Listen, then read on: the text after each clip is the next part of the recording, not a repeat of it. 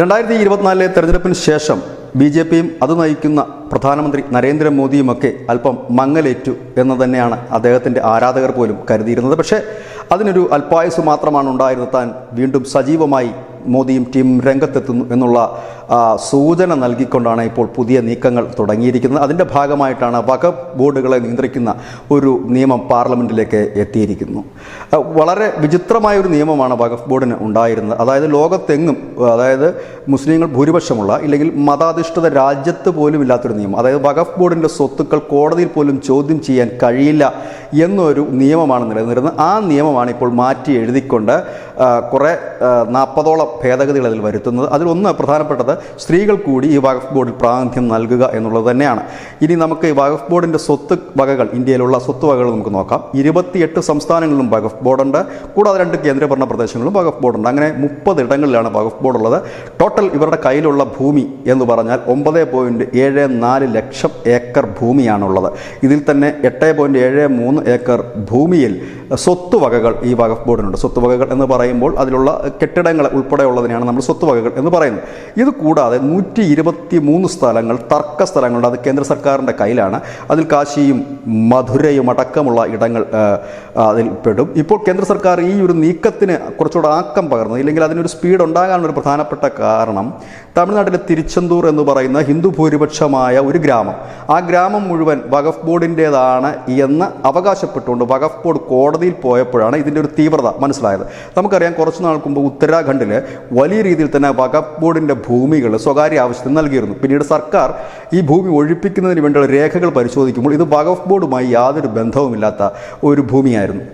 നമുക്കറിയാം, ഇന്ത്യയിലെ വഖഫ് ബോർഡുകളിൽ പല സംസ്ഥാനത്തെ വഖഫ് ബോർഡുകൾക്ക് ഭൂമി ഉള്ളത്. ആ ഭൂമി മറ്റ് വ്യാവസായിക ആവശ്യത്തിനോ അല്ലെങ്കിൽ കൊമേഴ്സ്യൽ ആവശ്യത്തിനോ നൽകാൻ പാടില്ല എന്ന നിയമം നിലനിൽക്കെ തന്നെ ഈ ഭൂമിയിൽ, പലയിടത്തായി കിടക്കുന്ന ഈ ഭൂമിയിൽ ഷോപ്പിംഗ് കോംപ്ലക്സുകൾ പണിയുകയും അത് മറ്റുള്ളവർക്ക് വിൽക്കുകയുമൊക്കെ ചെയ്യുന്ന ഒരു വലിയ വിഭാഗം പ്രവർത്തിക്കും. അതുകൊണ്ട് തന്നെ മുസ്ലിം സംഘടനകളിൽ, മുസ്ലിം നേതാക്കളിൽ തന്നെ ഒരു വലിയ വിഭാഗം വഖഫ് ബോർഡിൽ ഒരു വലിയ മറിച്ചിലുകൾ, ഇല്ലെങ്കിൽ അതിൻ്റെ ഒരു പുതിയ നിയമം വേണമെന്ന് വളരെ കാലമായി ആവശ്യപ്പെടുന്നത്. കാരണം ഇതിലൊരു വലിയ അഴിമതി ഈ വഖഫ് ബോർഡിൽ നടക്കുന്നുണ്ട്. കാരണം ഈ ഭൂമി കൈമാറ്റത്തിലൂടെ, കാരണം വഖഫ് ബോർഡിന് പലയിടത്തും ഭൂമി ഉണ്ടെന്ന് അവർ അവകാശപ്പെടുന്നുണ്ട്. ഈ ഭൂമി ചോദ്യം ചെയ്യാൻ കോടതിക്ക് പോലും കഴിയില്ല, അത്തരത്തിലാണ് നിയമം. അങ്ങനെ കിട്ടുന്ന ഭൂമിയിലൊക്കെ കൊമേഴ്സ്യലായ ബിൽഡിങ്, വീടുകൾക്ക് വേണ്ടിയിട്ട് ഒക്കെ ഭൂമി വിട്ടുകൊടുക്കുക, ഇതിൽ നിന്ന് കിട്ടുന്ന പണം ഇതിൽ പലരും അടിച്ചു മാറ്റുക, ഇങ്ങനെയൊക്കെ ഒരുപാട് പരാതികൾ വന്നതിൻ്റെ അടിസ്ഥാനത്തിൽ കൂടിയാണ് ഇപ്പോൾ ഈ നിയമം വരുന്നത്. കാരണം ഇതിനെല്ലാത്തിനും ഒരു കടിഞ്ഞാൺ വേണം. അല്ല, സ്വതന്ത്രമായിട്ട് പോകുന്ന ഒരു സംവിധാനം വരുമ്പോൾ സ്വാഭാവികമായി അഴിമതി വരും. ഒപ്പം തന്നെ ഏത് ഭൂമിയും തങ്ങളുടേതാണെന്ന അവകാശവാദവും ആയി മുൻപോട്ട് ഒരു ഗ്രാമം തന്നെ, തമിഴ്നാട്ടിലെ ഒരു ഗ്രാമം തന്നെ തങ്ങളുടേതാണെന്ന് അവകാശപ്പെട്ടപ്പോഴാണ് ഇതിൻ്റെ ഒരു തീവ്രത എന്താ എന്ന് മനസ്സിലായത്. നമുക്കറിയാം, 56,000 ഏക്കർ സ്ഥലമാണ് ഉത്തരാഖണ്ഡിലെ അവിടുത്തെ പുഷ്കർ സിംഗ് ധാമി സർക്കാർ ഒഴിപ്പിച്ചത്. അതിൻ്റെ ഭാഗമായിട്ടായിരുന്നു അവിടെ കുറച്ച് നാൾക്ക് മുമ്പ്, കൃത്യമായി പറഞ്ഞ ഒരു 7-8 മാസങ്ങൾക്ക് മുമ്പ് ഒരു വലിയ കലാപമുണ്ടായിരുന്നു. കാരണം ഇത്തരം ഒരു ഭൂമിയിൽ, അത് വഖഫ് ബോർഡിൻ്റെ ഭൂമിയല്ല, വഖഫ് ബോർഡ് പറയുന്നത് അവരുടെ ഭൂമിയാണെന്നാണ്. ആ ഭൂമിയിൽ ഒരു മസാർ, അതായത് ഒരു ശവകുടീരം പെട്ടെന്ന് ഉയർന്നു വരുന്നു. അവിടെ പ്രാർത്ഥന തുടങ്ങുന്നു. അവിടേക്കാണ് പോലീസ് എത്തിയപ്പോഴേക്കും വലിയ കലാപവും സംഘർഷവുമായി മാറുകയായിരുന്നത്. ഈ ഒരു രീതി ഇനി വെച്ച് പൊറുപ്പിക്കാൻ കഴിയില്ല. കാരണം ഈ ഭൂമിയെല്ലാം യാതൊരു രേഖകളുമില്ല, വഖഫ് ബോർഡിൻ്റേതാണെന്ന് പറയുന്നു. ഏതായാലും ഇപ്പോൾ സർക്കാരിൻ്റെ ഒരു ഏകദേശ കണക്കനുസരിച്ച് വഖഫ് ബോർഡിൻ്റെ കയ്യിലുള്ളത് രാജ്യത്താകമാനം 9.73 ലക്ഷം ഏക്കർ ഭൂമിയാണ്. ഇതിൽ തന്നെ 123 സ്ഥലങ്ങൾ കേന്ദ്ര സർക്കാരിൻ്റെ കയ്യിലാണ്. കാരണം ഇത് തർക്ക പ്രദേശമായതുകൊണ്ട് കേന്ദ്ര സർക്കാരിൻ്റെ കയ്യിലാണ് ഇരിക്കുന്നത്. ഇതിൽ 8.73 സ്ഥലങ്ങളിൽ സ്വത്തുവകകളുണ്ട്. ഈ സ്വത്തുവകകൾ എന്ന് പറയുമ്പോൾ പെട്ടെന്ന് സാധാരണപ്പെട്ടവർ കരുതും ഇത് ഈ ആരാധനാലയങ്ങളാണെന്ന്. ആരാധനാലയങ്ങൾ മാത്രമല്ല, ആരാധനാലയങ്ങളുമുണ്ട്. ഒപ്പം തന്നെ മറ്റ് അനവധി കെട്ടിടങ്ങളും ഇതിൽ നിൽക്കുന്നുണ്ട്. അപ്പോൾ അതിൻ്റെ മൂല്യം എത്രത്തോളം ഉണ്ട് എന്ന് നമുക്ക് ഏകദേശം ഊഹിക്കാൻ പറ്റും. ഏതായാലും അതിന് കടിഞ്ഞാണിട്ടുകൊണ്ടാണ് ഒരു നിയമം ഇപ്പോൾ പാർലമെൻറ്റിലേക്ക് കൊണ്ടുവരുന്നത്. ഈ നിയമം കൊണ്ടുവരുന്നതിലൂടെ പ്രധാനമന്ത്രി മോദി എന്ന ബ്രാൻഡ് വീണ്ടും വളരെ സജീവമായി തന്നെ വരുന്നു. നമുക്കറിയാം, ഇപ്പോൾ പ്രധാനമന്ത്രി ആയി നരേന്ദ്രമോദി ഭരണമേൽക്കുമ്പോൾ അദ്ദേഹത്തിന് TDPയും JDUവിൻ്റെയും പിന്തുണയോട് കൂടിയാണ് അദ്ദേഹം ഭരിക്കുന്നത്.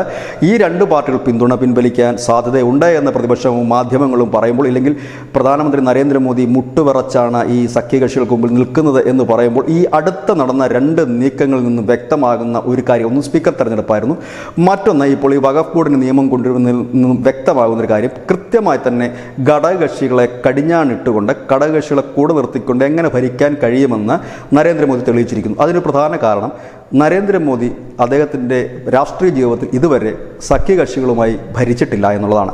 അദ്ദേഹം മുഖ്യമന്ത്രി ആയപ്പോഴും 2014 2019 അദ്ദേഹം പ്രധാനമന്ത്രി ആയപ്പോഴും സഖ്യകക്ഷികൾ ഉണ്ടായിരുന്നുവെങ്കിൽ പോലും സഖ്യകക്ഷികളുടെ സഹായമില്ലാതെ BJPക്ക് ഒരു മെജോറിറ്റി ഉണ്ടായിരുന്നു. 272 സീറ്റിന് മുകളിൽ ഉണ്ടായിരുന്നുകൊണ്ട് അവർ വളരെ ഈസിയായി ഭരിച്ച പരിചയം മാത്രമാണ് മോദിക്ക് ഉള്ളത്.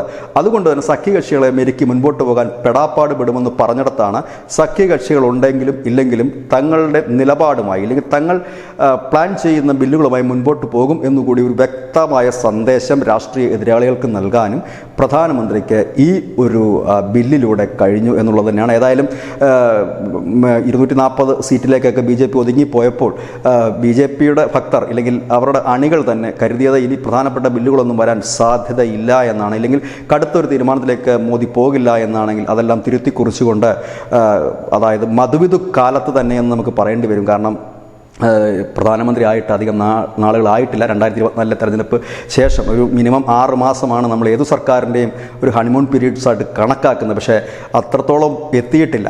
ബഡ്ജറ്റ് കഴിയുന്നു, ബഡ്ജറ്റിന് തൊട്ട് പിന്നാലെ തന്നെ ഇതാ പുതിയ നിയമം വരുന്നു. അപ്പോൾ ഏതാണ്ട് പഴയ ലെവലിൽ തന്നെ 2014 2019 ആർട്ടിക്കിൾ 370 എടുത്തു കളഞ്ഞതുപോലെ, മുത്തലാഖ് എടുത്തു കളഞ്ഞതുപോലെ, പൗരത്വ ഭേദഗതി നിയമം കൊണ്ടുവന്നതുപോലെ കടുത്ത നിയമങ്ങൾ ഇനിയും ഉടൻ വരും. പ്രത്യേകിച്ച് എല്ലാവരും പ്രതീക്ഷിക്കുന്ന പോലെ ഏക സിവിൽ കോഡ് അടക്കമുള്ളവ വരും എന്ന് തന്നെയാണ് ഇപ്പോൾ നടക്കുന്ന നീക്കത്തിൽ നിന്നും നൽകുന്ന സൂചന. ഇത് തന്നെയാണ് ന്യൂസിനെ വളരെ പോയിൻ്റ്. നന്ദി, നമസ്കാരം.